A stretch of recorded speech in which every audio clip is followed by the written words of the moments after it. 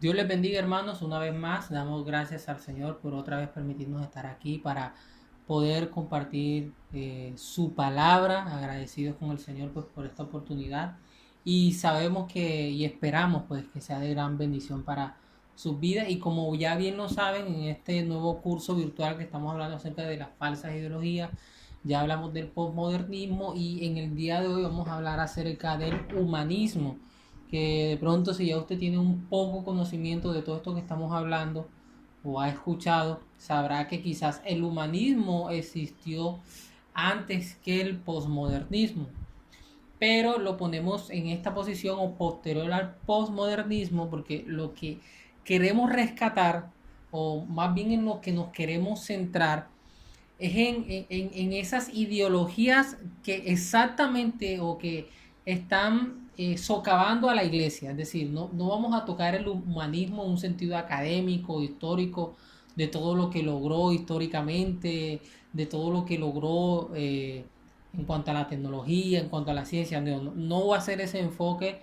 académico, más que todo lo vamos a llevar a un enfoque moral, a cómo este ideología de humanismo ha afectado a la iglesia en este tiempo, en el tiempo que estamos viviendo ahora, que es el postmodernismo. Por esa razón es que está en el segundo lugar. Entonces, antes de iniciar, como bien sabemos, vamos a definir un poco lo que es el humanismo y como con la misma temática que hemos estado llevando, vamos a, pues, obviamente a tratar de algunos puntos de todo, por así decirlo, de todo el texto, de todo lo que hemos investigado y que queremos que ustedes lean y estudien con más detenimiento cuando lo deseen.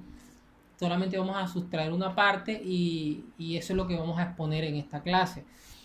Y bueno, para definir el humanismo, creo que leamos esta parte, dice el humanismo secular, o bueno, esa es otra clase, es como tal el humanismo secular, es el título general, el título completo y más adelante se van a dar cuenta porque estamos haciendo esa distinción de humanismo secular. El humanismo secular surgió de la ilustración del siglo XVIII y el libre pensamiento del siglo XIX, es decir, estamos hablando entre los años 1700 y los años 1800, más o menos en esa época surgió el humanismo.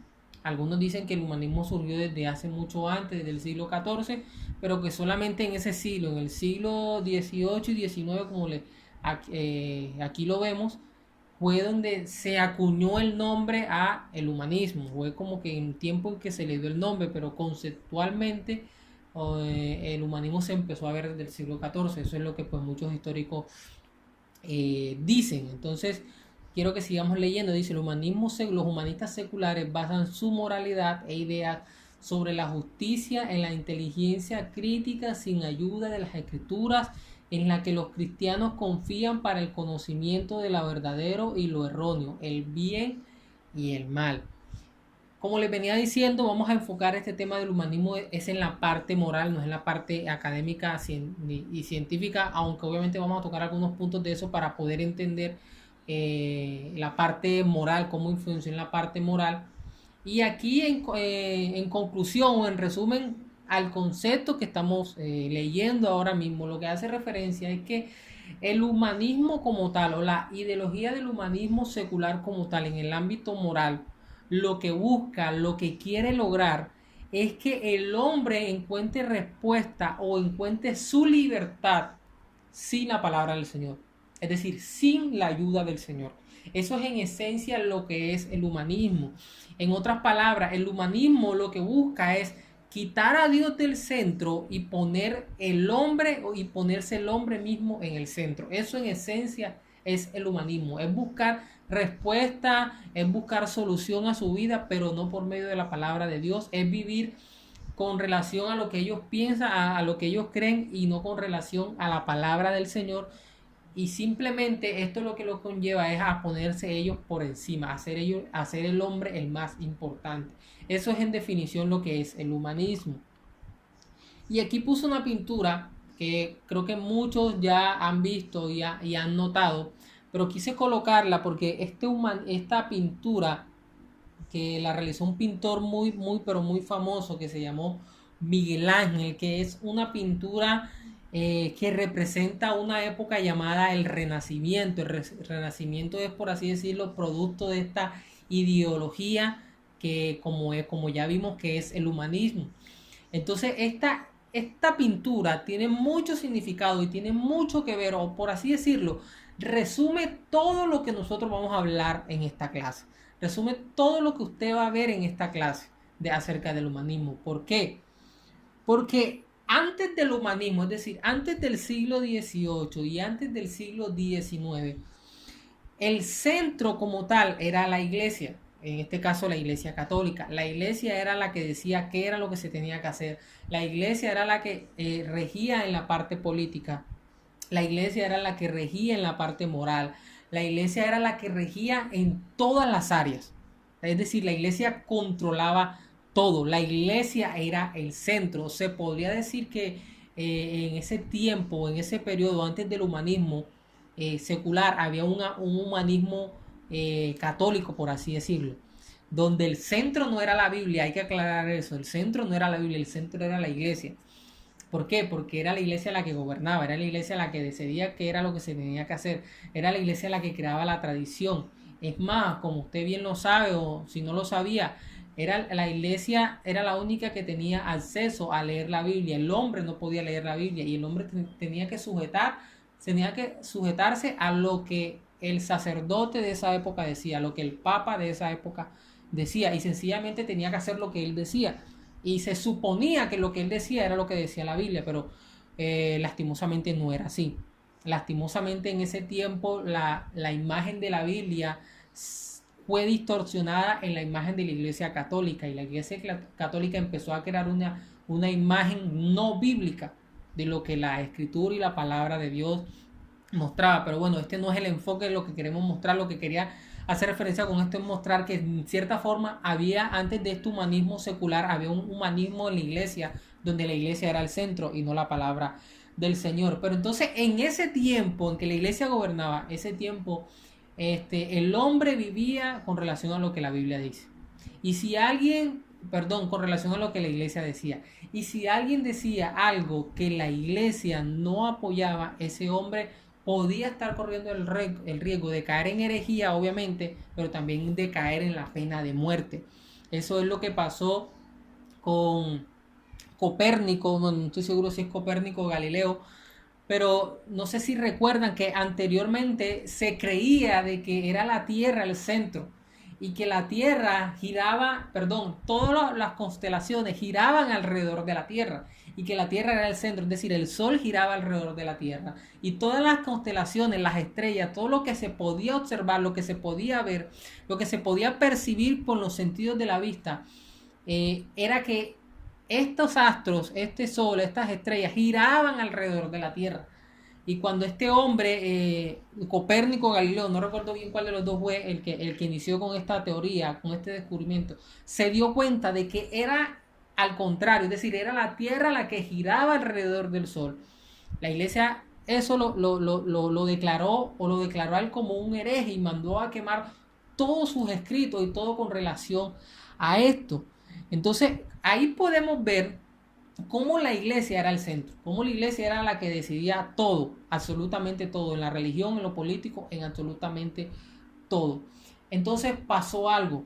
¿Y qué pasó? Que el hombre, a través de que el tiempo transcurría y veía cómo la iglesia, supuestamente en un gobierno bíblico, lo que hacía era una manipulación de esta, y quería era controlar al hombre más que llevarlo a un sano crecimiento de la palabra del Señor. El hombre, por así decirlo, se fue decepcionando. El hombre fue perdiendo interés en esta cosa. Pero hubo algo que fue lo que marcó la chispa y lo que hizo que el hombre le diera la espalda completamente a Dios por culpa de estas prácticas de la iglesia tradicional. ¿Y cuál fue? Seguimos con la historia de Copérnico. La iglesia no creía esta postura, pero cuando la ciencia, en la época en que leímos, entre el siglo XVIII y el siglo XIX, se dio cuenta de que lo que él decía era cierto, de lo que Copérnico y Galileo decían que era cierto, de que era la tierra, la que giraba alrededor del sol y no al revés, inmediatamente ahí el hombre empezó a creer que la verdad no estaba en la iglesia, que la verdad la tenía la ciencia.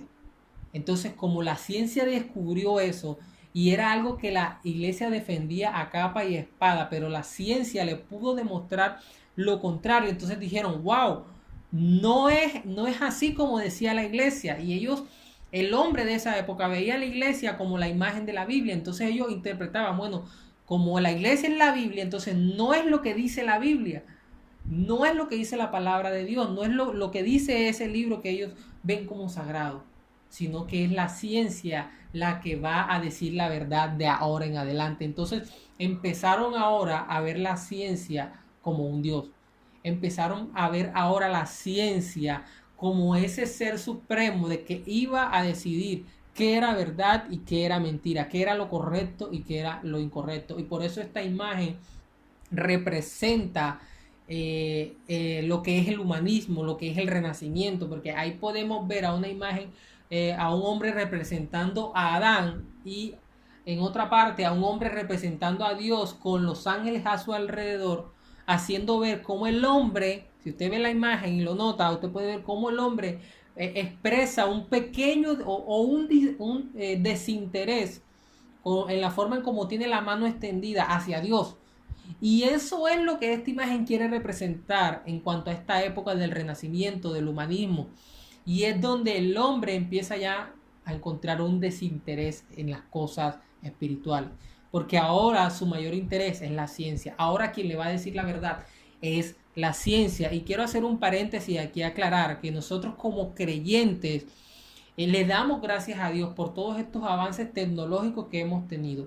Pero no vemos a la ciencia como la autora absoluta de la verdad. Vemos a Dios y a su palabra como la verdad moral y absoluta. Y que por soberanía de Dios, Dios ha permitido que la ciencia aumente para que su evangelio sea llevado a más naciones.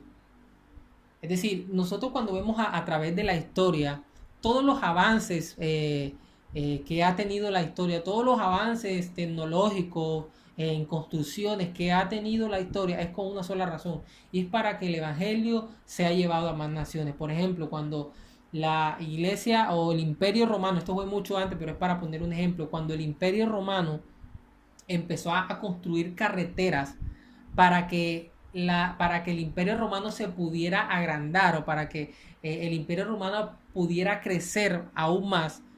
Eso en primera instancia ese era su propósito, pero en el plan soberano de Dios el propósito principal era que se llevase el evangelio. Si no hubiese por esas carreteras, entonces los hombres de Dios, los apóstoles de Dios no hubiesen salido de sus tierras, de Jerusalén, del centro de donde ellos estaban, a predicar el evangelio a otras naciones. Por eso hay un dicho popular que se dice de que todas las carreteras nos conducen a Roma. ¿Por qué? Porque el imperio romano lo que quería era eso, era crear una conexión entre todas las ciudades que ellos tenían con el propósito de poder crecer de forma mucho mayor, que pudieran transportar de una cosa a otro lugar. Pero el Señor usó eso soberanamente para que su palabra sea llevada. Y de esa misma forma está pasando en este tiempo, en el tiempo del Renacimiento. Dios permitió que la ciencia creciera, pero no para que fuese vista como Dios, sino para que ésta sirviera como medio para poder seguir llevando el evangelio, como lo estamos haciendo ahora en estos momentos.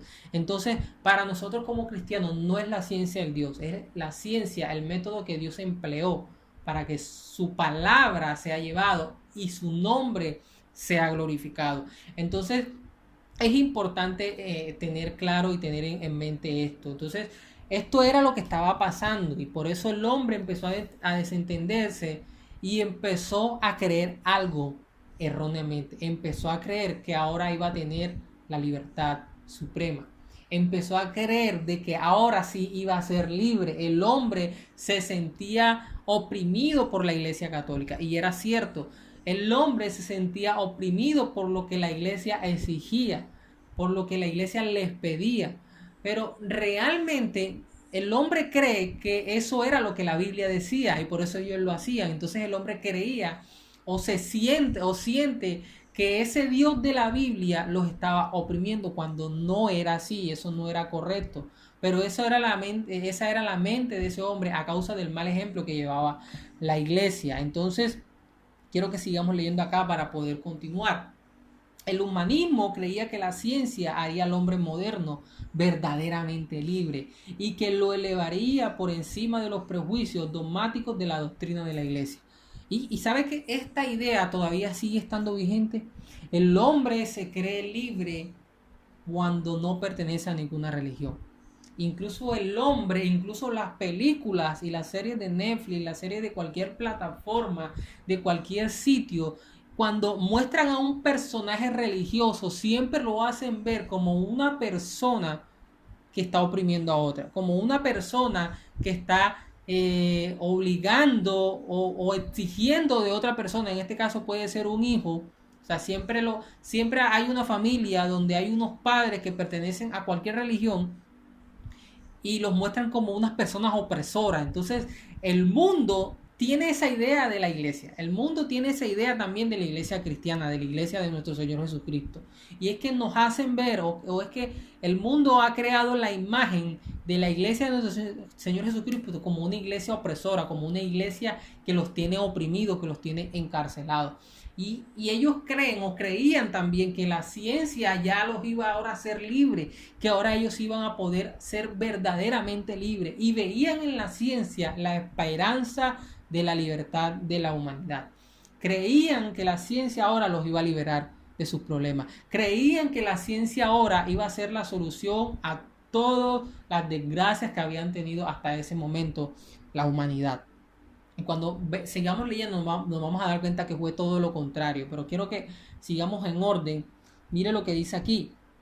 La más profunda raíz religiosa del movimiento del Renacimiento fue la religión humanista de la personalidad humana en su libertad, de toda fe que demanda lealtad en su autonomía. Esto es la pretensión de que la personalidad humana es ley para sí misma. Entonces, ahora el hombre era el centro, ahora el hombre en su libertad podía hacer lo que él quería.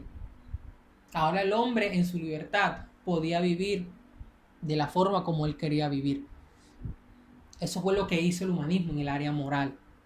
Y es hacer y creer que el hombre podía hacer lo que quisiera hacer. Y pues obviamente esto no es correcto. Y realmente, hermanos, realmente a la luz de la palabra, no a la luz de un mal ejemplo, a la luz de la palabra, podemos ver que realmente la palabra de Dios no nos oprime, sino que la palabra de Dios nos hace libres.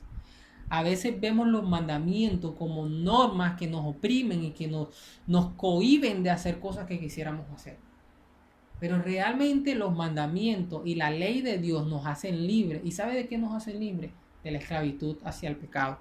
Y eso es lo que el hombre no ha querido ver. Eso es lo que el hombre no cree. O sea, nosotros vemos los mandamientos que Dios nos ha dado no como algo que nos oprima, sino como aquella verdad que Dios ha revelado en su palabra que nos hace libre de la esclavitud del pecado.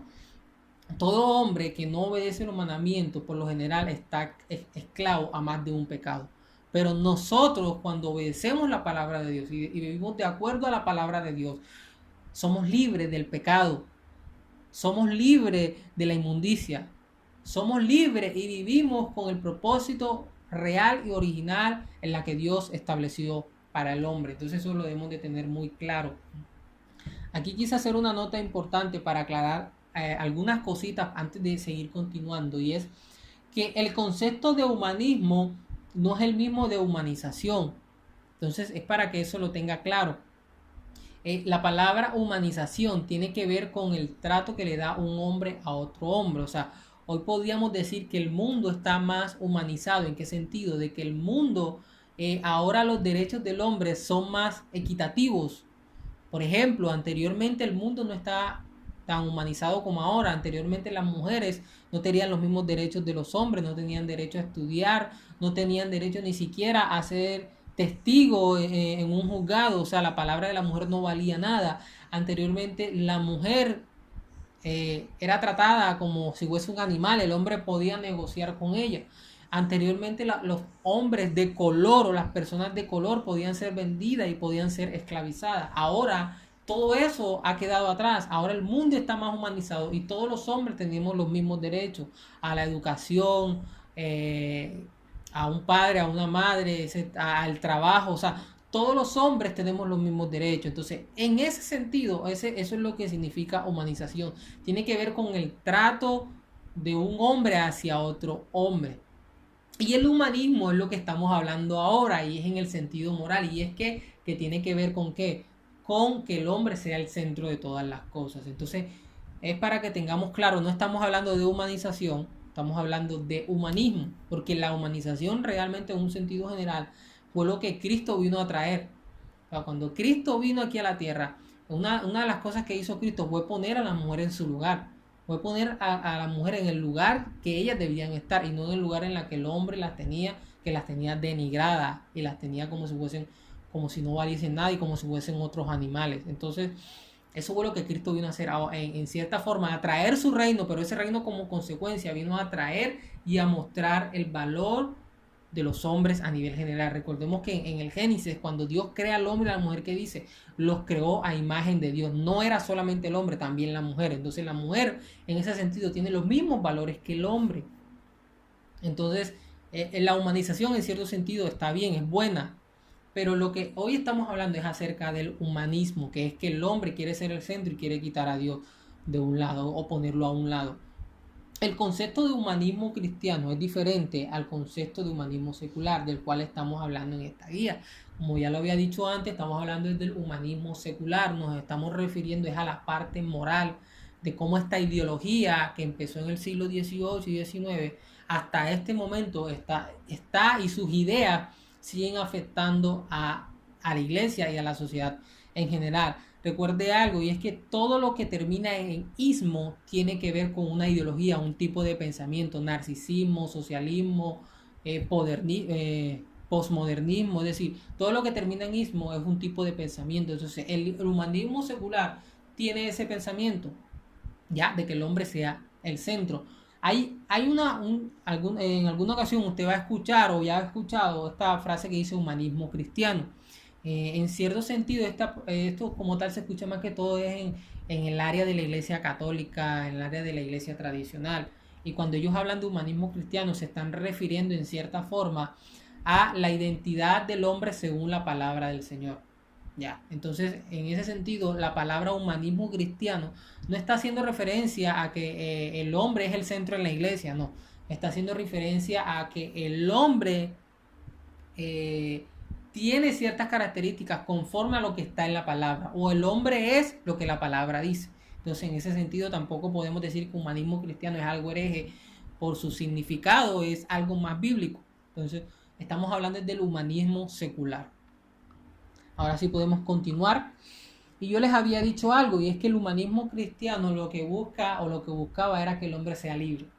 Ya habíamos dicho por qué el hombre no es libre. ¿Y por qué no es libre? Porque sigue siendo esclavo al pecado. Y lo que hacen los mandamientos, muchos lo ven como algo restrictivo. Realmente lo que hacen los mandamientos es hacernos libres del pecado y de hacernos libres de las consecuencias del pecado.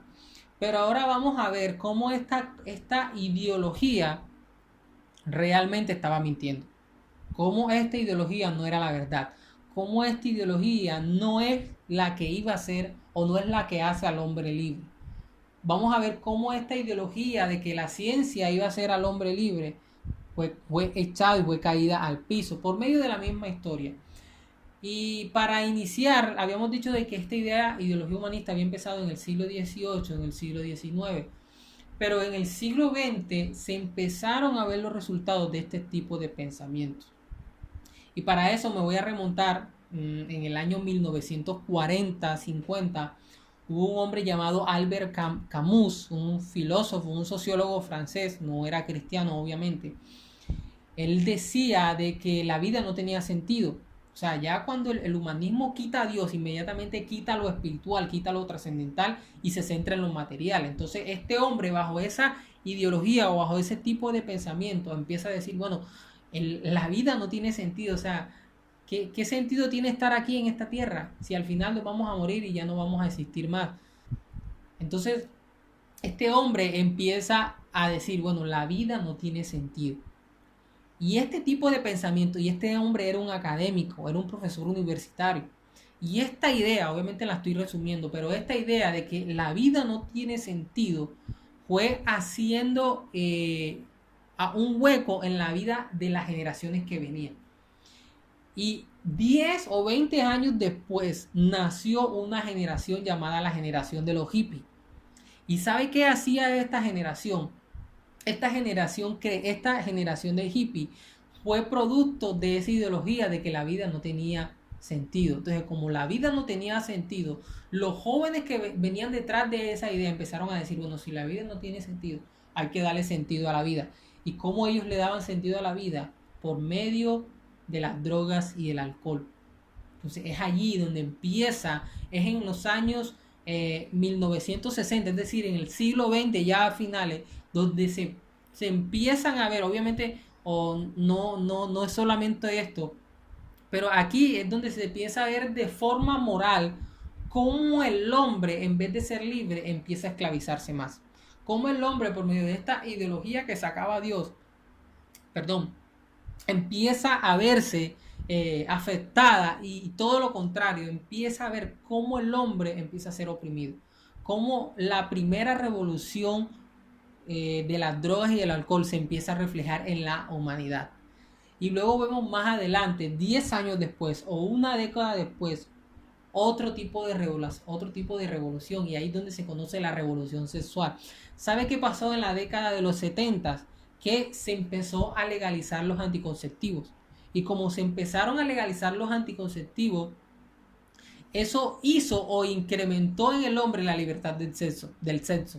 Entonces se empezó a ver más la fornicación y se empezó a ver más el adulterio. Y luego en los años 81, ¿sabe cuál fue la consecuencia de eso? Se descubre el primer caso de SIDA. Tremendo eso. Pero además de eso, ya entramos en el año 81, pero además de que se descubre el primer caso de SIDA, es decir, una consecuencia de la revolución sexual en los 70, también en esa misma década de los 80, perdón, se conoce como la época de la avaricia. Entonces el hombre tiene un afán, un deseo por el materialismo, por el tener dinero. El hombre se desvelaba y lo único que quería o su meta simplemente era material, era solamente tener dinero. Y luego vemos en los años 90 donde nace la época del poder, donde lo único que quiere el hombre y la humanidad es tener y tener, amontonar y amontonar. Es donde comienza esa época donde el hombre simplemente quería tener más y quería demostrar que tenía más que el otro. Y aquí nosotros podemos ver cómo en cuatro décadas se empieza a distorsionar la moral del ser humano. Y esto no es lo peor es que en este siglo en que estamos, en el siglo XXI, vivimos en consecuencia a todo eso que pasó atrás. Es decir, la juventud de ahora, el hombre y la mujer de ahora está absorbiendo todo lo que pasó en esa década de atrás. En esta época estamos como en el epicentro de todo eso. Hay drogas, hay alcohol, hay sexo desenfrenado, hay adulterio, hay fornicación, hay solamente interés en el materialismo, hay solamente afán en querer mostrar poder y querer ser más que los demás. Entonces vemos cómo el hombre de hoy está siendo consecuente o es consecuente o es la consecuencia, su pensamiento y su forma de vivir es la consecuencia de una ideología humanista.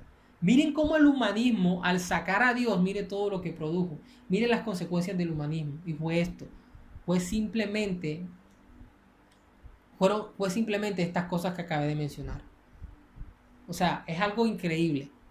Cómo el hombre, creyendo de que sacando a Dios de la historia y que ahora la ciencia era la que nos, perdón, sacando a Dios de la ecuación, ahora era la ciencia la que nos iba a dar la verdad. Y cuando estamos viendo es esclavitud. Solo esclavitud, solamente viendo la historia, cómo el hombre fue dándole la espalda a Dios y todas las consecuencias inmediatamente que empezó a vivir. Entonces aquí hay una prueba clara de que el mal no fue creado por Dios, sino que el mal en esencia, cuando hablo del mal, al mal que me estoy refiriendo es al mal moral, en esencia no fue creado por Dios, sino que fue un resultado del hombre de querer separarse de Dios. Y estas son las consecuencias morales en la que el hombre vive, en la decadencia que el hombre vive. Entonces mire que no hay libertad. No es libertad la que el hombre tiene hoy, es todo lo contrario, es esclavitud. Eso es lo que el hombre tiene hoy en esta época. Ahora vamos a seguir. Entonces quiero que veamos ahora otros problemas. Y estos problemas que voy a mencionar son problemas que no fueron posterior a estos años que acabé de mencionar, sino que la mayoría de ellos fueron antes de todo esto. Entonces aquí les quise mostrar las consecuencias de esta idea humanista en la parte moral, pero también ahora quiero verle otro tipo de consecuencia o otro tipo de resultados en la humanidad con relación a este problema de sacar a Dios del centro. Entonces vemos lo primero que hizo el hombre que fue, cambió lo dado por el dador. O sea, ahora le interesa más lo material, ahora le interesa más la ciencia. Eso fue lo que Dios dio, pero ahora le interesa más eso que al dador, que al Señor. Se vive o vivimos en una época o se creó esa frase llamada haz lo que dice tu corazón. Y es una frase peligrosa que la vemos en muchas películas. Nosotros no estamos llamados a hacer lo que dice nuestro corazón. Nosotros estamos llamados a hacer lo que dice la palabra del Señor. La Biblia y la palabra del Señor, que nuestro corazón va que al mal y que nuestro corazón es demasiado engañoso. Eso está en Proverbios.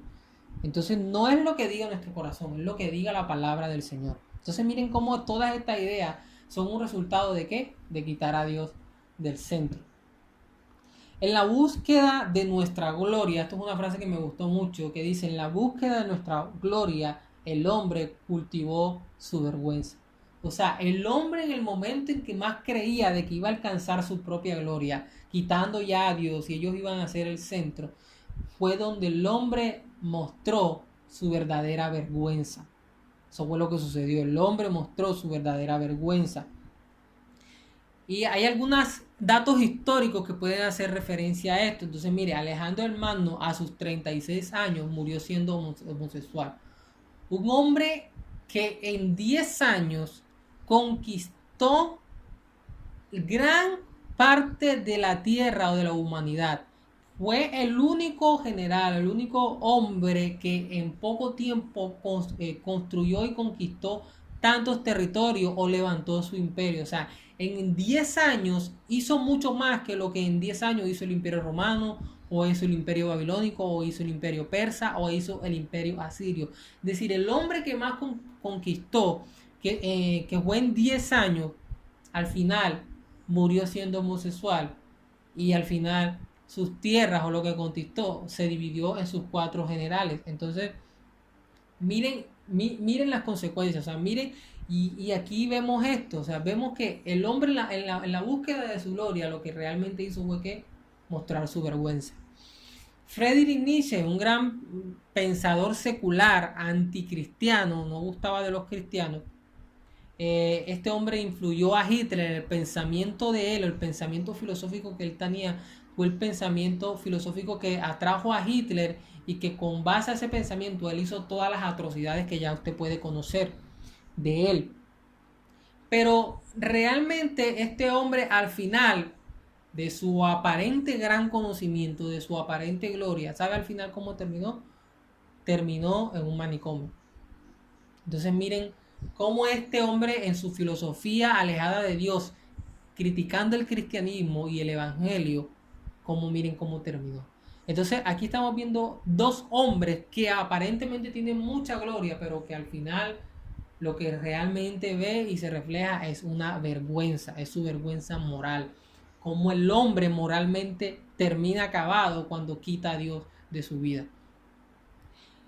Y quiero terminar con esto, y es la que más es la que más me llama la atención, y es que en la Primera y Segunda Guerra Mundial existieron 3 ideologías. 3 ideologías producto del humanismo, producto del Renacimiento. ¿Cuáles fueron? El socialismo, el comunismo y el narcisismo. ¿Sabe cuántas personas murieron? 150 millones de personas en esas 2 guerras mundiales con esas 3 ideologías. ¿Dónde está la libertad que esperaba que el hombre quería? ¿Dónde estaba la libertad que el hombre decía que le iba a dar ahora el nuevo pensamiento humanista en la época del Renacimiento? ¿Dónde estaba? Miren las consecuencias de sacar a Dios de la ecuación. Todo esto fue consecuencia del hombre haber quitado a Dios de la mitad, del hombre haber quitado a Dios del centro. Quiero que sigamos leyendo algunos datos o consecuencias de esta ideología a lo largo de la historia. Y miren, quiero poner ahora ejemplo de algunos países que han sacado a Dios de la ecuación. Algunos países que han quitado a Dios del centro y vamos a ver las consecuencias. Hitler, que sacó a Dios de su pensamiento, que aparentemente él decía que era católico, pero como una vez dijo alguien, la imprenta o la escritura aguanta todo. Él realmente no fue cristiano, no fue católico. Este hombre realmente en su forma práctica de vivir no estaba teniendo en cuenta a Dios por ningún lado. Este hombre, al haber sacado a Dios en la práctica, mire lo que causó: 6 millones de asesinatos. Un lugar llamado Camboya se produjeron 3 millones de asesinatos. En un gobierno de China llamado Mao Zedong, un gobierno comunista, anticristiano, ¿sabe qué hizo? Se le atribuyen de 10 a 70 millones de asesinatos en todo su gobierno. La Rusia de Stalin produjo 15 millones de asesinatos. Y lo más tremendo de esto es que en los años 1980, un hombre llamado Mikhail Gorbachev, en un libro llamado La Perestroika, escribió y dijo que esa era la consecuencia de haber sacado a Dios. Es decir, este hombre de allá de Rusia reconoció que todo lo que había pasado en su país, todo lo malo que había vivido su país era consecuencia de haber sacado a Dios. Tremendo esto. Estamos viendo en una época donde los matrimonios entre 18 y 25 años no pasan de 3 años. Estas son estadísticas, no son conclusiones mías personales, son estadísticas ya dadas por instituciones formales, por instituciones bien organizadas y bien estructuradas. Según estudios en Suecia, Estocolmo, solo ha habido 25 años de paz durante 6.000 años. 25 años de paz durante 1.000 años. Y no, con esto no quiero decir que fueron 25 años seguidos, sino 25 años de paz intercalados durante un periodo de 6.000 años. ¿Sabe por qué esto quería decirlo? Porque todo esto es consecuencia de haber sacado a Dios. Y ese es el gran reto o lo que está viviendo nuestra sociedad. La decadencia moral que está viviendo nuestra sociedad en el día de hoy es porque han sacado a Dios de la ecuación. Es porque han quitado a Dios. Por esa razón es que estamos viviendo toda esta decadencia moral y al mismo tiempo la decadencia política, la decadencia en todas las áreas se debe a esto, a que el hombre ha sacado a Dios. Y esa es la idea del humanismo, es poner a que el hombre vive en un sentido materialista, solamente centrado en lo que hay aquí y ahora, y no centrado en lo espiritual, en hacer lo que la palabra de Dios manda. Eso es algo tremendo y que debemos de estar muy apercibidos. Algo muy importante ahora y es importantísimo, claro está, como ya lo he mencionado, y es cómo se refleja el humanismo secular en la iglesia. Ya hablamos y ya mostramos que este humanismo lo que busca es quitar a Dios de la historia. Pero usted dirá, pero la iglesia en esencia tiene a Dios en el centro, sí, en esencia. Pero en la práctica, ¿cómo este humanismo secular está en la iglesia? Porque usted puede ir a cualquier iglesia, usted le puede preguntar al pastor, al líder de esa congregación, le puede decir, Dios es el centro de esta iglesia, y le va a decir que sí es el centro de la iglesia. O sea, en teoría, todas las iglesias tienen a Dios en el centro, pero en la práctica es donde realmente se ve si esa iglesia tiene a Dios en el centro o no lo tiene en el centro. Es en la práctica donde realmente se ve eso. Es en la práctica donde se ve si esa iglesia está poniendo a Dios en su lugar, si es Dios el que tiene el lugar más importante. Entonces vamos a mirar en la práctica cuando una iglesia está influenciada por el humanismo secular, cuando una iglesia está influenciada por esta ideología del hombre. Y en primer lugar, esto lo podemos reflejar cuando la predicación no es el centro del culto a Dios. Una de las formas de ver cuando una iglesia está influenciada por el humanismo es cuando el centro del culto, el centro de la predicación, el centro del servicio a Dios no es la predicación. Y por eso puse unos textos aquí que quisiera leer. Vamos a leer 1 Corintios 1:21. para que lo podamos ver. Quiero que veamos 1 Corintios 1:21 y mire lo que Pablo dice. Pues ya que en la sabiduría de Dios el mundo no conoció a Dios mediante la sabiduría, agradó a Dios, y esta es la parte más importante, agradó a Dios, voy a subrayarla simplemente esa, agradó a Dios salvar a los creyentes por medio de la locura de la predicación. Tremendo. ¿Cuál debe ser el centro de un culto, un servicio a Dios? La predicación de su palabra. Y hoy en día no estamos viendo eso en las iglesias. Y usted me dirá, bueno, pero es que a toda iglesia que uno va, siempre al final se predica. Pero no se basa, o cuando hablo de que el centro es la predicación, no estoy haciendo referencia a que se predique y ya. No.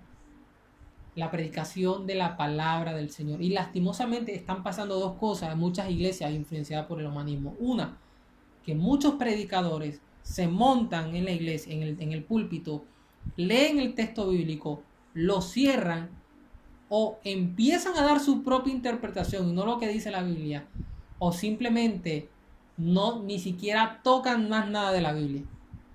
Es más, han habido predicaciones en que ni siquiera el nombre de Cristo es mencionado. Esto es tremendo. Esto es tremendo porque entonces esto está reflejando, cuando estas cosas pasan, está reflejando que hay humanismo o hay ideas humanistas metidas dentro de la iglesia, porque ya el centro no es Dios, sino que el centro empieza a ser el mismo hombre. Cuando vemos prédicas donde el predicador viene y solamente abre la Biblia y lee los 2, 3 versículos, cierra la Biblia y ya no tocan de eso, o si toca, lo toca por encima, o si lo toca, lo malinterpreta, entonces está influenciado por el humanismo. ¿Por qué? Porque no está siendo el centro. No está siendo el centro realmente la palabra de Dios, sino que está siendo el centro el mismo hombre. Cuando usted ve a un predicador que solamente se la pasa hablando de él, solamente se la pasa hablando de cómo el hombre me puede bendecir, cómo el hombre me puede dar, cómo el hombre me ayuda, cómo el hombre cómo Dios me bendice, cómo Dios me da, cómo Dios me ayuda, cómo Dios me puede ayudar a vencer al gigante, cómo Dios puede hacer tantas cosas en mí. Entonces, es posible que estemos viendo predicas humanistas, es lo más probable. ¿Sabe por qué digo que es lo más probable? Porque es cierto, y no quiero que me malinterprete, pero es cierto que el hombre debe glorificar a Dios también por su bondad. O sea, nosotros debemos agradar a Dios, agradecer a Dios por todo lo que Él nos ha dado. Nosotros debemos agradecer a Dios y hablar también y mostrar al pueblo cómo en su palabra Dios ha prometido sostener a su iglesia en todas las áreas. Eso es cierto, pero siempre que enfocado en darle gloria a Dios. Pero en ocasiones se montan hombres malintencionados, falsos profetas o falsos maestros, con el sentido de querer que el hombre crezca en su orgullo, con el sentido de hacer que el hombre crezca en su ego, pero no rendirlo ante Dios. Y empiezan a hablar todos estos temas materiales, pero no con el propósito de dar gloria a Dios a su bondad, sino con el propósito de hacer que el hombre se enorgullezca y se crezca en su ego y se crea más que los demás. Es que yo soy hijo de Dios, es que yo por ser hijo de Dios puedo conquistar esto, puedo conquistar aquello. Entonces lo que busca en esencia ese tipo de predicación en ocasiones no es poner a Dios en el centro, donde el hombre le dé gloria a Dios por cómo Dios lo sostiene, sino ponerse en el centro y decir, yo soy hijo de Dios, yo puedo conquistar todas las cosas, y yo puedo lograr, y yo puedo hacer esto. Es un cristianismo humanista, porque centra al hombre en lo material, porque centra al hombre simplemente en lo que puede conseguir y no en rendirle obediencia y sacrificio a Cristo. Y es esto tremendo porque, como lo dije antes, también hay prédicas que lo único que buscan es que el hombre sea el centro. Lo único que buscan es eso. Y eso es tremendo. Tremendo eso y tenerlo muy claro. Quiero que leamos otra cita que está en Hebreos 3:13. Vamos a leer las tres para que podamos tener apoyo bíblico. Hebreos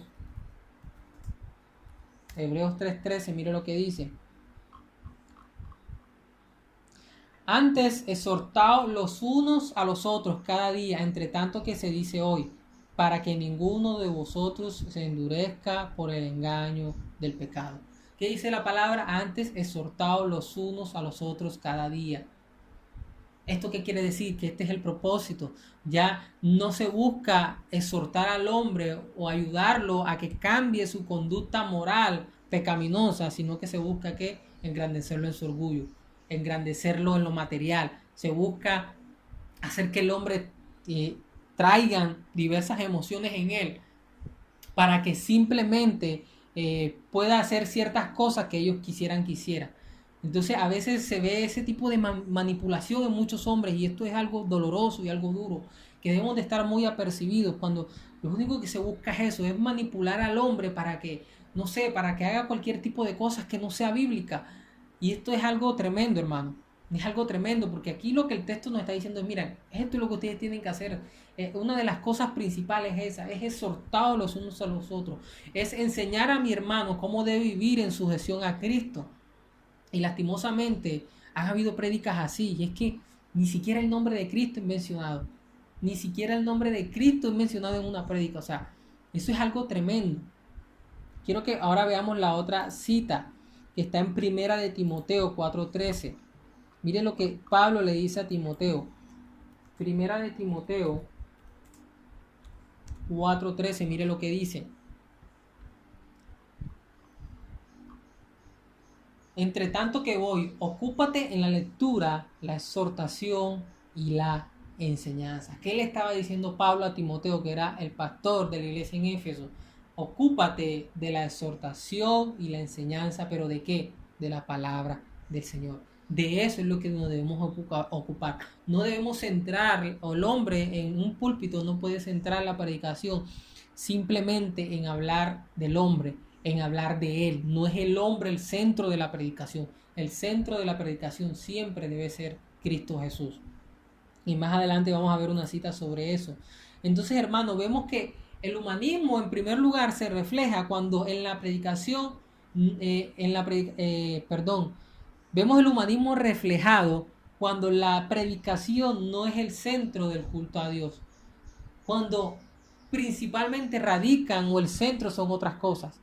Entonces, hay momentos en que a veces un culto es decir, 20 minutos de anuncio y 20 minutos de enseñanza. O sea, eso es algo increíble. O sea, el centro de todo debe ser la predicación de la palabra. Es lo que más, incluso lo que más tiempo debe de llevar en un culto. Es lo más prioritario, es algo que no se le puede quitar tiempo. Y en ocasiones, por hacer otro tipo de cosas, en ocasiones pasa lo contrario. Es la palabra la que pierde importancia. Entonces la palabra solamente se limita a 10, 20 minutos, porque eso es lo que de pronto los jóvenes pueden estar atentos, o porque ya a eso es lo que la sociedad le gusta, no le gusta tanta enseñanza, tanto conocimiento. Es decir, por las razones que sea, ya no se le da la importancia a la palabra. La palabra no es lo que tiene más importancia. Y si no es la que tiene más importancia, tiene la misma importancia que otras cosas. Y realmente la palabra debe ser la más importante en la predicación. Es lo más sublime. Cuando nosotros adoramos a Dios, nosotros le vamos a decir a Dios, le vamos a dar a Dios, le vamos a decir a Dios lo mucho que lo amamos. Pero en la palabra de Dios es lo que se va a hablar, lo que Dios nos quiere decir a nosotros. Y si nosotros ponemos esto en la balanza, ¿qué es más importante? Pues obviamente más importante es lo que Dios me va a decir y no lo que yo le voy a decir a Dios. Obviamente las dos son importantes, pero es mucho más importante la palabra de Dios, lo que el Señor va a hablar. Entonces vemos esto que a veces se refleja en la iglesia, que a veces la palabra es lo menos importante, es a lo que menos tiempo se le da. Y en muchas ocasiones es en el momento en que las personas más tienen necesidad de ir a un baño, más le da hambre, más le da fatiga. Es en el momento en donde más salen, menos prestan atención, más están en un celular. Es el momento en donde menos importancia hay. Y son son producto de un pensamiento o de una ideología humanista. ¿Por qué lo digo eso? Porque, como les dije, el humanismo secular lo que busca es quitar a Dios. Dios no es el centro. Y cuando usted no le da importancia a Dios, se refleja así en la iglesia. Así se refleja en la iglesia. Otra forma de ver cómo se refleja el humanismo secular en la iglesia es cuando la predicación Ya esto lo hablamos, no centra su mensaje en Dios. Ya esto lo habíamos tocado. Igual quiero leer esta cita porque me parece importante. Juan 16:13. Quiero que leamos Juan 16:13. Mire lo que dice Juan 16:13 al 14. Pero cuando venga el Espíritu de verdad, Él os guiará a toda verdad, porque no hablará por su propia cuenta, sino que hablará todo lo que oyere y os hará saber las cosas que habrán de venir. Es decir, cuando un predicador se monta a predicar, obviamente, ¿qué va a hacer él? Él va a hablar de acuerdo a lo que el Espíritu Santo le haya dado. Pero aquí Cristo explica claramente cuál es el centro o cuál es la tarea principal del Espíritu Santo. ¿Y cuál es? Mire lo que dice el 14. Él me glorificará porque tomará de lo mío y os hará saber. Mire, un predicador guiado por el Espíritu Santo va a hacer lo que dice el versículo 14, va a glorificar a Cristo, porque la tarea del Espíritu Santo es glorificar a Cristo. Y si un predicador se levanta y lo que hace es glorificar al hombre, lo que hace es poner en la prédica como centro al hombre y no a Cristo, entonces no podemos decir que fue inspirado por el Espíritu Santo, porque el Espíritu Santo lo que va a hacer es glorificar a Cristo. Y un predicador inspirado por el Espíritu Santo o guiado por el Espíritu Santo va a poner a Cristo en el centro de su predicación. Entonces eso lo debemos de tener muy importante, lo debemos de tener muy en cuenta porque es muy importante. Otro punto, ya con este último terminamos esta parte. Otra forma en que podemos ver el humanismo o se refleja el humanismo secular en la iglesia es cuando la solución a los problemas del hombre no es en relación al pecado, sino a circunstancias externas a él, la cual solo puede ser resultado por medio de terapias psicológicas para aumentar el autoestima del individuo. Y esto es algo tremendo, porque ahora los problemas, incluso dentro de la iglesia, problemas entre pareja, problemas entre padres e hijos, problemas entre jóvenes, problemas entre damas, problemas entre caballeros, a veces no se están llevando o no se les está buscando la solución por medio de lo que dice la palabra, sino que a veces se está llevando la solución por medio de terapias psicológicas, por medio de consejos humanos, por medio de consejos de hombre y no por medio de consejos bíblicos. Es tremendo cuando de pronto alguien va a una consejería y la persona que lo está aconsejando no lo aconseja por medio de lo que dice la Biblia, sino por medio de su experiencia. Y usted dirá, ¿qué tiene de malo? Bueno, no tiene nada de malo hasta que no sepamos si su experiencia no es con relación a la Biblia. Pero la mayoría de estos casos, y este es el peligro de aconsejar por medio de la experiencia, y es que a veces al aconsejar por medio de la experiencia se olvida o se omite muchas cosas que son bíblicas y a veces esa experiencia no va acorde a lo que dice la palabra y no se aconseja conforme a lo que está en la palabra. A veces se cree o se quiere ayudar al hombre en sus problemas por medio de aumentar el autoestima, porque esa es la solución que el mundo da a los problemas del hombre. ¿Cuál es el problema del hombre? Que tiene la autoestima bajo. ¿Cuál es el problema del hombre? Que tiene que superarse. ¿Cuál es el problema del hombre por el que no ha conseguido el éxito? Que tiene que seguir perseverante. ¿Cuál es el problema del hombre? Que tiene que avanzar, que tiene que levantarse. Y realmente sí, en cierta forma, todas estas actitudes las debe de tener también un creyente. Pero realmente nosotros como cristianos, el problema no lo vemos radicado ahí. El problema del hombre siempre va a ser el pecado. Solamente aquí quiero basarme en leer esta cita que está en Romanos 3, del 10 al 12. Quiero que leamos esta cita. Romanos 3, del 10 al 12. Porque quiero que veamos lo siguiente. Mire lo que dice. Como está escrito, no hay justo, ni aun uno. No hay quien entienda, no hay quien busque a Dios. Todos se desviaron y a una se hicieron inútiles. No hay quien haga lo bueno, no hay ni siquiera uno. ¿Sabe lo que está diciendo Pablo? Mire, el problema del hombre es que no podemos buscar a Dios. El problema del hombre es nuestro pecado. Un hombre o una mujer que tiene problemas entre su pareja, que tiene problemas de ansiedad, un joven que tiene problemas incluso con un noviazgo, un hombre que tiene problemas con cualquier tipo de adicción, drogas, alcohol. Su problema o la solución a esos problemas no tiene que ver con su autoestima, no tiene que ver con su pasado, inicialmente hablando, no tiene que ver con nada de eso. ¿Sabe con qué tiene que ver? Con obedecer la palabra del Señor. con rendirse a Cristo, con reconocer que Él es un pecador y que Él necesita obedecer la palabra del Señor. Y a veces se invierten los papeles. Sí es cierto que hay hábitos que hay que cambiar, pero antes de reconocer y de saber cuáles son esos hábitos, primero tenemos que identificar que el problema principal del hombre es el pecado, que el problema principal del hombre es este. Les pongo un ejemplo claro: una persona que tenga problemas, o un joven que tenga problemas en su noviazgo. ¿Por qué tiene esos problemas en su noviazgo? Bueno, posiblemente porque a la hora de escoger ese novio o esa novia, no fue a la Biblia y no fue a la Biblia a ver y a estudiar cuáles son las características que debe tener ese novio y esa novia, sino que la escogió por medio de lo que él le parecía correcto, o por medio de algún ejemplo o alguna guianza de otra persona, pero no por medio de la palabra de Dios. Una persona que tiene problemas con su pareja, una persona que tiene problemas de ansiedad, tiene esos problemas. ¿Por qué? Porque quizás no ha aprendido a depender en la paz del Señor que Cristo habla en la Biblia, porque no ha aprendido a vivir conforme a lo que está en la palabra. Entonces, vemos que en un sentido general, desde un principio, o sea, la base de todo el problema es que es un hombre pecador y que no ha reconocido su pecado y que no ha decidido vivir en obediencia a Cristo. Si el hombre no tiene esa base como la solución a sus problemas, todo lo que haga encima de ella, todos los hábitos que pueda cambiar, todos los hábitos que pueda dejar, ninguno de esos hábitos lo va a ayudar a dejar eso. Ninguno de esos hábitos lo va a ayudar a cambiar esa vida, a cambiar eso que está haciendo mal, o a quitar esas consecuencias malas por las que está pasando. ¿Por qué? Porque el problema fundamental es el pecado. Y aquí quiero hacer un enfoque, de pronto para no malinterpretar. En cierta forma, la psicología es una bendición de Dios. O sea, la psicología no es mala en sí. La psicología lo que busca en cierta forma es mirar cómo piensa el hombre, mirar cómo actúa el hombre, o estudia la forma como el hombre piensa y trabaja. Niños, jóvenes, adultos, ancianos, y a nivel general como sociedad, como cultura.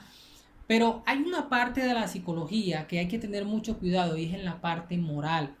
¿Por qué? Porque la psicología en esa parte, cuando un hombre es adicto a las drogas, cuando un hombre es adicto a la pornografía, o un hombre tiene problemas con la homosexualidad, ¿sabe qué le dice el psicólogo en esa área moral? Mira, tu problema no lo vas a poder cambiar. Tienes que aprender a controlarlo. ¿Por qué? Porque ven el pecado como una enfermedad, como si fuese una diabetes, como algo que va a tener que controlar, pero que no va a quitar jamás. Y lo que es peor, no le atribuye ese problema que está pasando al individuo que lo está viviendo, sino que le dice que es problema de su pasado, o que es por una mala influencia, o que es por algo que sus padres hicieron mal. O sea, moralmente, en el área moral, la psicología es donde choca con la iglesia. Es donde choca con la religión, con el evangelio de Cristo. ¿Por qué? Porque ellos, en primer lugar, no le atribuyen ese problema o ese pecado a la persona, sino que dicen que eso es problema de sus antepasados o de alguna circunstancia alrededor de él. Y en segundo lugar, porque lo ven como una enfermedad. Y cuando uno ve eso como una enfermedad, entonces le está diciendo a la persona: mira, tú no tienes esperanza a dejar eso. Lo único que puedes hacer es controlarlo. Y el Evangelio dice todo lo contrario. El Evangelio dice que la persona que muera va a morir por su propio pecado. Y que los pecados del hijo, o el padre no va a morir por los pecados del hijo, y el hijo no va a morir por los pecados del padre. ¿Y qué nos está reflejando esto? Nos está diciendo: mira, el pecado es culpa tuya. ¿Sí? Las consecuencias de tu pecado es por tu culpa. Es cierto que podemos ser influenciados por otros factores, es cierto que podemos ser influenciados por otras personas, pero en esencia nosotros somos responsables de nuestro pecado. Y en segundo lugar, el pecado no es una enfermedad, porque si fuese una enfermedad, entonces sería como la diabetes. Deberíamos controlarla, pero jamás vamos a ser libres de ella. Jamás una persona va a ser libre de ninguna adicción. Jamás una persona va a ser libre del adulterio, siempre va a estar adulterando. Jamás una persona va a ser libre de la fornicación, porque siempre va a estar fornicando. ¿Por qué? Porque es una enfermedad. Y la Biblia dice todo lo contrario. ¿Sabe qué dice la Biblia? Que en Él somos nuevos, que somos nueva criatura, que todas estas cosas pasaron, que ahora todas son hechas nuevas. Pablo en 1 Corintios dice que ni los idólatras, ni los fornicarios, ni los adúlteros, ni los afeminados, ni los que se echan con hombres, ninguna de estas personas heredarán el reino de los cielos. Y luego más adelante dice, y estos fueron algunos de ustedes. Es decir, Pablo está diciendo, miren, algunos de ustedes vivieron así, pero ya no lo son. Entonces vemos cómo el Evangelio no ve este tipo de conductas como pecado, perdón, como enfermedad, sino como lo ve como un pecado en donde el hombre es responsable, y al hacerlo responsable, el hombre no pierde la esperanza de poder dejarlo, porque si confía en Cristo Jesús va a poder ser libre de él. Entonces es para que tengamos en cuenta esto. O sea, la psicología no es que sea mala en sí, sino que hay un área que es en el área moral, donde está chocando con la Biblia, y en donde a veces al chocar con la Biblia, pues obviamente se vuelve herética en su sistema de pensamiento en relación con la palabra del Señor. Pero en esencia, toda la persona que quiera estudiar psicología lo puede hacer, pero tiene que tener mucho cuidado con esta área. Es lo mismo que pasa con el que estudia Derecho. Tiene que tener mucho cuidado a la parte cuando en la facultad de Derecho se estudia el tema de la moral, porque en esa área también la facultad de Derecho tiene problemas con relación a lo que dice la moral bíblica. Entonces, tenemos que tener en cuenta eso y tenemos que tenerlo claro para poder entender esto que estamos hablando. Ahora vamos a concluir, a dar algunas conclusiones ya para finalizar, algunas conclusiones finales. Y miren lo que dice: los seres humanos están tan ocupados en ganar dinero que no tienen tiempo para las cosas espirituales. Esa es la primera conclusión en la época que estamos viviendo hoy. Y es que el hombre está tan ocupado en lo material, que ha perdido interés en lo trascendental. Mira lo que dice aquí: el mundo moderno está dominado por ideas que ignoran el Evangelio, pero está completamente desconectado del mismo. O sea, el mundo de ahora, si usted ve las películas, las series, todo lo que se da ahora, no tiene en cuenta el Evangelio de Cristo. La Biblia habla: no fornicarás, no adulterarás, y eso es lo que más se ve en todo este tipo de plataformas.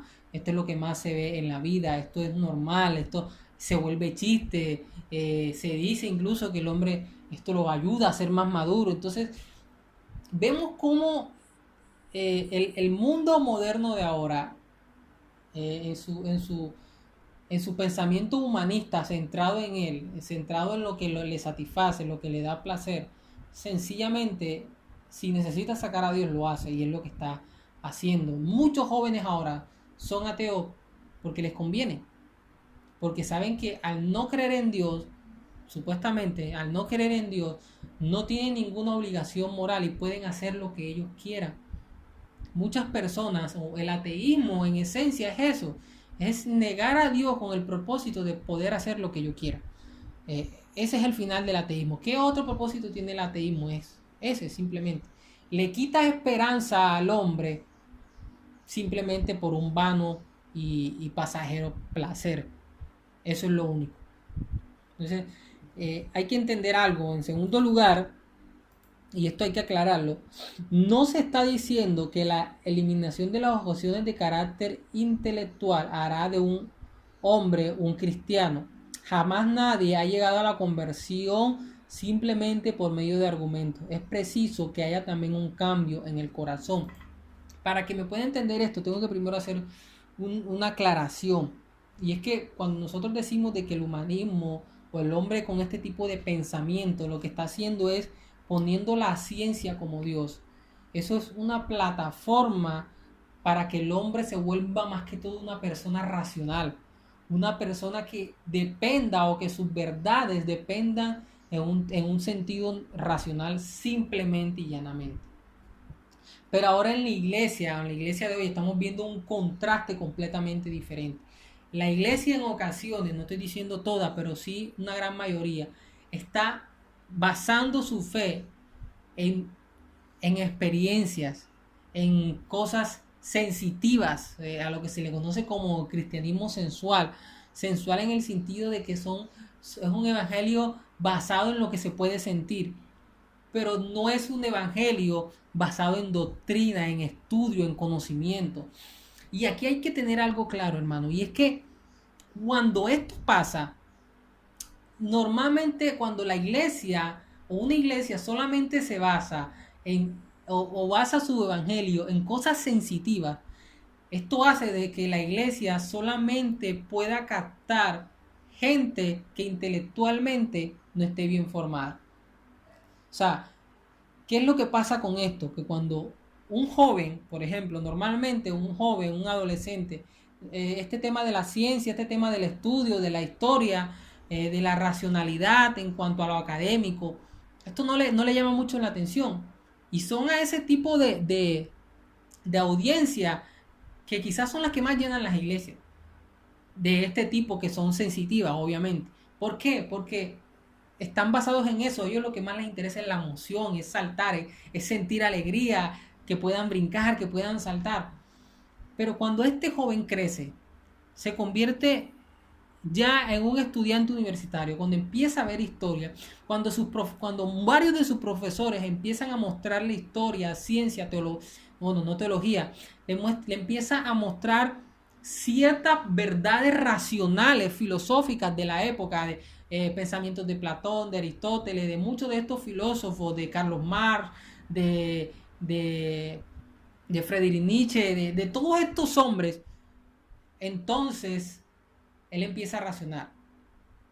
Y todo lo que él veía como fe, que era algo sensitivo, lo empieza a dejar a un lado. Entonces, por eso es que muchos jóvenes que viven su evangelio en su adolescencia o en su corta juventud de una forma sensitiva, cuando entran a la universidad generalmente se apartan, generalmente se van de la iglesia. ¿Sabe por qué? Porque lo racional los cautivó más. Ya no le está interesando más lo emocional, lo sensitivo, ahora le interesa más que lo racional. Ya no le interesa más lo sensitivo, sino que ahora le interesa más lo racional. Y en este sentido, a veces la iglesia ha perdido el enfoque. A veces la iglesia ha dejado el estudio para los ateos, ha dejado el estudio para los académicos, ha dejado el estudio para los profesionales, y la iglesia ha dejado eso a un lado. La iglesia ha dejado de estudiar doctrina, la iglesia en ocasiones ha dejado de estudiar Biblia, ha dejado de estudiar historia de la iglesia, ha dejado de estudiar para hacer apología ante las demás religiones, ante las demás sectas, porque lo único que le interesa es lo sensitivo. Y esto lo que hace es limitarla, es encerrarla. Y cuando ya una persona o un hombre alcanza cierto grado de madurez intelectual, ya se les hace imposible a esa iglesia o a esa congregación poder alcanzar a ese tipo de personas. Y está claro, y por eso quise decir esto, está claro que al final la salvación es por fe. Que al final la salvación es porque creemos en Cristo como nuestro Señor y Salvador. Pero al yo creer en Cristo como nuestro Señor y Salvador y que Él resucitó de ese mismo modo o inmediatamente ahí, estoy creyendo en un dato histórico. Porque al yo creer que Cristo murió y resucitó por fe, también por historia lo estoy creyendo. Porque estoy creyendo que fue un dato histórico. ¿Qué es lo que quiero mostrarles aquí? Quiero mostrar lo importante en que la iglesia también se debe preparar en la parte del estudio, en la parte racional, de estudiar la palabra, de entenderla de forma racional. No verla simplemente como algo sensitivo, como yo siento, yo percibo. No, más allá de eso la debemos de entender. Porque es en esta forma racional, cuando nosotros entendemos la palabra, de aquí es que va a bajar a nuestro corazón. Y desde nuestro corazón es que nosotros lo vamos a poner por obra. Por eso es que por lo general esos hombres que son o esas personas que viven un evangelio sensitivo, un evangelio sensual, no duran mucho tiempo en la iglesia. Porque cuando ya eso los deja de emocionar, ya eso los deja de saltar, cuando ya eso que veían en la iglesia que ya no los hace llorar o ya no lloran, ya les aburre, ya no les gusta y por eso se van de la iglesia y por eso se apartan. Pero cuando yo estudio la palabra de Dios, yo entiendo el evangelio de Dios, yo lo comprendo, yo estudio la palabra del Señor. Eso que entra a mi corazón, el Espíritu Santo va a hacer que eso baje a mi interior aquí. Y eso va a hacer que yo pueda vivir y que no venga, y lo que es mejor, eso me blinda a mí de otros estudios, de algún pensamiento humano que quiera hacerme apartar de estos principios que vi en la palabra del Señor.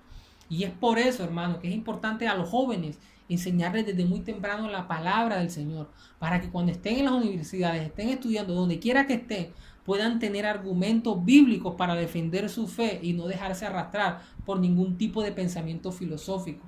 Y quiero que veamos esto de forma bíblica. Quiero que veamos, y ya estamos terminando, Colosenses 2:9, quiero que veamos algo ahí. Pero mire lo que dice el versículo 8, que era el que quería leer. Dice, mirad que nadie os engañe por medio de qué, de filosofías huecas y sutilezas, según la tradición de los hombres, conforme a los rudimentos del mundo y no según Cristo. No según Cristo, es decir, no según la palabra del Señor. Hermano, cuando usted estudia la palabra, usted estudia doctrina y instruye a sus hijos para que también la estudien y la aprendan, entonces usted está haciendo bien en ellos y está haciendo bien en su vida. ¿Por qué? Porque va a evitar que ellos sean engañados por medio de la filosofía del mundo.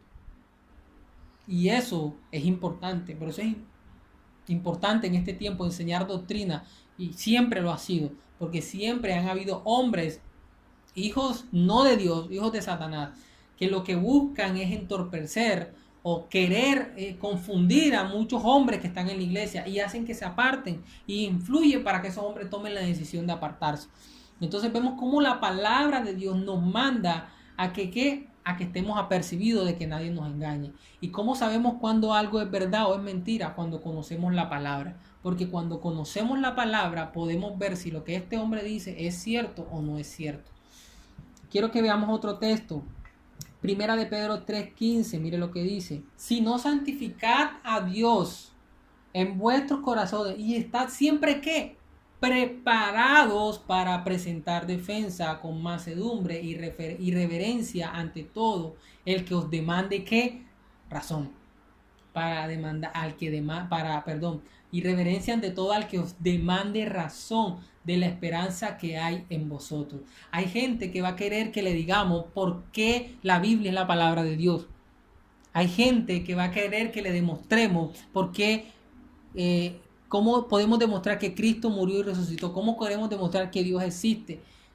Y allí la parte sensitiva pierde toda validez. No podemos demostrarlo por un sentimiento. Entonces, ¿qué dice aquí la Biblia? Debemos estar preparados para todo aquel que demande razón, para todo aquel que le pida que le expliquemos.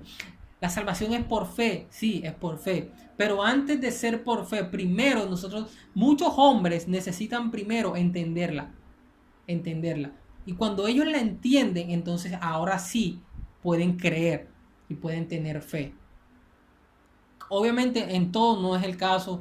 Quizás usted es una de las personas que creyó en el mismo instante que se le predicó a Cristo y usted inmediatamente creyó en Él y se rindió a los pies de Él y empezó a vivir el cristianismo a los pies de Cristo. Pero hay personas que primero que necesitan que se les demande razón, que se les explique la palabra del Señor para Él poder saber si ese es el Cristo verdadero o no. Y por lo general ese tipo de personas son aquellas personas que ya tienen un conocimiento filosófico del mundo. Entonces, por eso es importante, hermano. La misma palabra nos está diciendo que debemos estar preparados para todo aquel que nos demande razón. Debemos siempre estar atentos a obedecer este mandato también. Entonces, hermano, ya estamos terminando y podemos concluir en esto y solamente lo voy a leer. Ya que su cuerpo está condenado a morir, su tarea en la tierra claramente debe ser de una naturaleza más espiritual. Esto es lo que el hombre debe entender. Esto es lo que el humanismo quiere traer en el hombre, que su naturaleza está aquí, que ya no hay nada después de la tierra, que no hay nada espiritual ni trascendental. Y lo que nosotros debemos demostrarle que el hombre es un hombre trascendental, que tiene que pensar en lo trascendental, que tiene que pensar en lo espiritual. Y eso es lo que a veces el hombre no ha querido entender. Desde luego, la tarea de la humanidad es buscar y encontrar a Dios.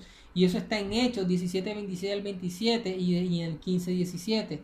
Nuestro Redentor verdadero que nos ofrece una herencia mayor que la terrenal.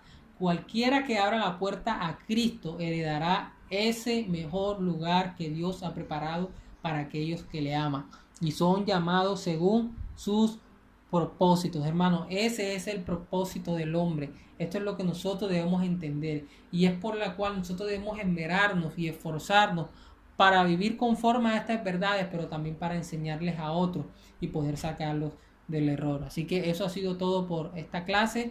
Que el Señor les continúe bendiciendo.